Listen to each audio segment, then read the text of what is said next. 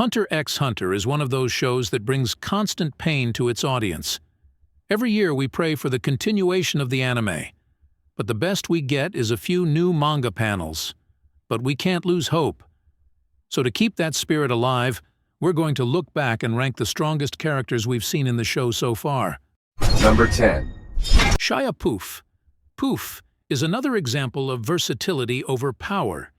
He can use mind control on a huge amount of people, outscaling even Illumi, so swarming the enemy is always an option. Plus, he can also create hundreds of little Poof to escape or gain information over a wide area. Potentially also useful for swarming the enemy, but I wouldn't put my money on it. Lastly, he can gauge the enemy's personality, power level, and even thoughts through his scales. This information can be vital in a fight, as very few opponents can catch him off guard. However, his actual damage output is a bit more vague. Just by being part of the Royal Guard, we can safely assume that he's more powerful than any of the characters that showed up so far. But then again, the fact that he didn't one-shot Morel on sight makes the scaling a bit more difficult. Nevertheless, I think 10th place should be a relatively safe placement for him. Number 9. Kurapika. To be clear, I'm strictly talking about post-Nen-vow Kurapika here, so I'm judging his power on the basis of if he made the vow towards X, could he beat them? And for a majority of the cast, the answer is yes. In his fight against Uvogin, we saw that scarlet-eyed Kurapika is an absolute monster. In fact, he was so powerful that he brought a shovel to a death match. From this, we can surmise that he wasn't really pushing himself to his limits. Even so, he had some incredible feats. From tying down an immensely powerful enhancer, to instantly healing his arm and punching with the fury of 1,000 suns. Not to mention that his finishing move is a one-shot kill. And this is a pretty big deal when your opponent can tank bazooka shots like it's nothing. However, I still wouldn't say he's invincible, as his speed is still somewhat lacking.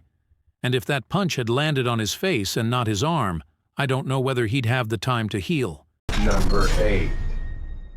Silva Zoldyck. I'm going to put Silva in number 8, but in my mind, he shares this position with Zeno. After all, the two usually go as a pair and seem to be of similar strength, with Silva probably being more powerful but Zeno having more experience. The two of them led the assault on the Chimera ants, and to say that their presence was known would be an understatement. Without even trying, they're able to take out high-ranking ants like it's nothing. And in their short battle against Trollo, we've seen that they're both excellent fighters that pack more than enough punch to one-shot most enemies. Plus, we know that at the very least they scale significantly above Killua, so they were bound to end up here sooner or later. Number 7. Chrollo Lucifer. I think Chrollo is leagues above all the other members of the Phantom Troop. While they were using their heavy hitter moves in order to take down mid-ranged ants, Chrollo was going hand-to-hand with both Silva and Zeno. That alone makes him a strong contender for the top 10 strongest, let alone the fact that he put up a good fight. Not to mention that he didn't even have prep time. And Chrollo is the type of fighter where prep time is everything. If you catch him by surprise, he goes several places down on this list. But give him enough time and information, and he'd go up a few spaces. So this seemed like a nice middle ground. After all, with his ability being what it is, the possibilities are endless, and his power almost immeasurable. Number 6. Neferpitou Pito honestly had one of the most badass, terrifying intros of any anime villain. After all, it included her jumping across an entire forest and taking Hunter's arm off like it was nothing. This level of speed and power would remain consistent throughout the show. She can detect enemies from miles away and strike with enough force to one-shot most opponents. Not to mention that she can also use her Nen ability in order to heal from wounds, although it's a bit slow, or create puppets to attack the enemy as well. In fact, the question of whether she's the most powerful royal guard is quite heavily debated. The only reason I decided against it is because her Nen is rather useless in a high-stakes all-out fight. But rest assured, the power difference isn't all that great either way. Number 5. Menthuthu Yupi. Besides having the most difficult name to memorize, I think Yupi is the second strongest ant in the entire series, although not by much. He seems like the most battle-oriented royal guard, and although he doesn't have many battle feats, I think he's still quite the beast. For one, the dude's tenacity is off the chart. Opponents can come at him one after another, doing their very best. But Yupi never takes any serious damage. In fact, he only gets stronger as the battle goes on. Plus, his transformations make him very tricky to deal with. We can create tentacles in order to whip you from a distance or become a centaur and get up close and personal. Sure, he might not be the smartest dude around, but I don't think it matters too much. When you're as powerful and durable as Yupi is, you have the privilege of making as many mistakes as you'd like. Number 4. Gonfreaks. Seeing how I think Pitou and Yupi are more or less of equal strength, it only makes sense to put Gon above both of them. After all, a sicko mode Gon wiped the floor with Pitou in every way, shape, and form. And it's not due to his battle intelligence or some hacks ability, but rather just incredible stats are around. Just the mere fact that he was able to blitz Pitou already speaks volumes on how quick adult Gon is.